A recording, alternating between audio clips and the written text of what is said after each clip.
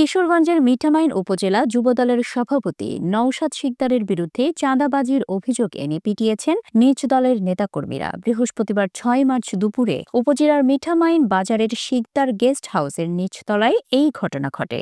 যুবদল নেতা নওশাদ শিকদারকে পেটানোর ২৬ সেকেন্ডের একটি ভিডিও সামাজিক যোগাযোগ মাধ্যমে ছড়িয়ে পড়েছে। এরপরই বিষয়টি জানাজানি হয়। স্থানীয় সূত্রে জানা যায়, বৃহস্পতিবার দুপুরে মিঠামাইন বাজারে শিকদার গেস্ট হাউসের নিচতলায় শহীদ জিয়া পরিষদের সাংগঠনিক সম্পাদক টুটুল মিয়া ও জিয়া প্রজন্ম দলের যুগ্ম আহ্বায়ক মোহাম্মদ সজীবের নেতৃত্বে ১০ থেকে ১২ জন নওশাদ শিকদারের উপর হামলা চালায়। তাকে লাঠি দিয়ে বেধড়ক পিটিয়ে আহত করা হয়। পরে তাকে উদ্ধার করে মিঠামাইন উপজেলা স্বাস্থ্য কমপ্লেক্সে নেওয়া হয়।